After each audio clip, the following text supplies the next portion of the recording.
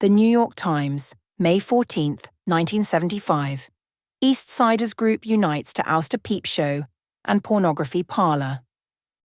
Just after Christmas, a Peep show and pornographic bookstore moved into the ground floor at number 714 near 58th Street, with two so-called massage parlors already on the second and third floors of the building.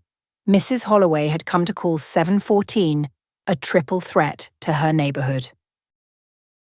Now, following meetings of business leaders in the area and city officials organized by Mrs. Holloway, and the filing of a court suit against the Peep show by Edwin J. Glickman, a real estate man, the operation has moved out. The third-floor Lexington Avenue Spa has also deffed the building, and Betsy's Body Boutique on the second floor plans to leave shortly, according to Alex Avlon, the building's owner. 70 Group Coalition. "We're going to have a party to celebrate this victory," said Mrs. Holloway, who sits on several community organizations and holds a salaried part-time job as executive director of Volunteers to Improve 3rd Avenue and Lexington, or VITAL. The group is an association of 70 businesses and citizens groups formed in 1972 to bring trash cans, kiosks, trees and transit signs to the area. This community's effort to clean out the Peep show is being paralleled around New York, according to Councilman at Large Henry J. Stern, Manhattan Liberal, who says that neighborhoods are beginning to strike back at proliferating pornography. "There's no question that commercial sex is spreading into residential neighborhoods," said Mr. Stern, who played an important role in closing Massage Parlor at 212 West 72nd Street several weeks ago. "It's going on in Murray Hill, on West 72nd Street, around Gramercy Park, and Lexington Avenue has come to be called Times Square East," said Mr. Stern, who organized meetings between VITAL and city agencies to discuss 714 Lexington Avenue. Next target. Mrs. Holloway said that since Christmas, her group had been deeply concerned with the transition, which had brought 6 pornography houses into a 3-block area traditionally associated with shops and showcase movie theaters. Mrs. Holloway said a massage parlor at 200 East 59th Street was going to be my next project. Mr. Stern said he thought the neighborhood's action against the Peep show was an absolutely perfect model of how to fight such an operation. "With that kind of involvement, we can do a lot.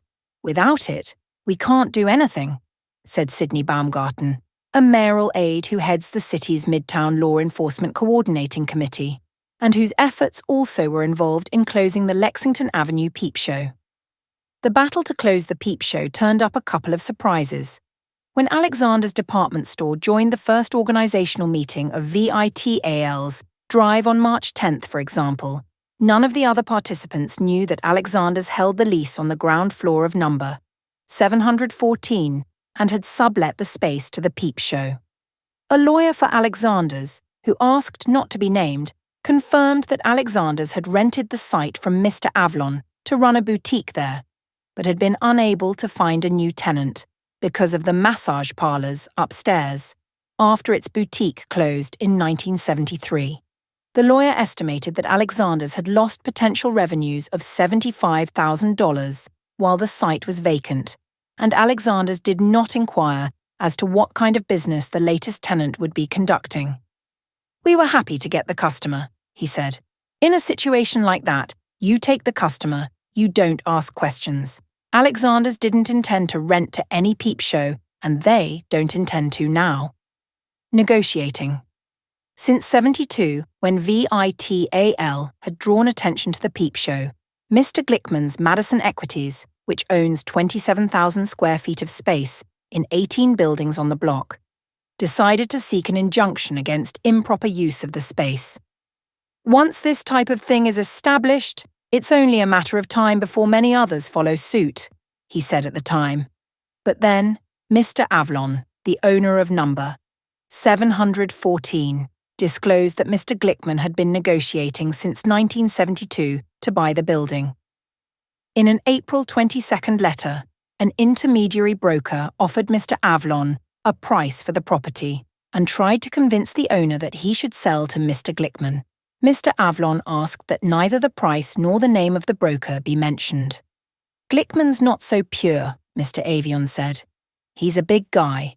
He wants to buy me out, so he gets his PR men and uses the city to harass me." Mr. Glickman says quite the converse is true.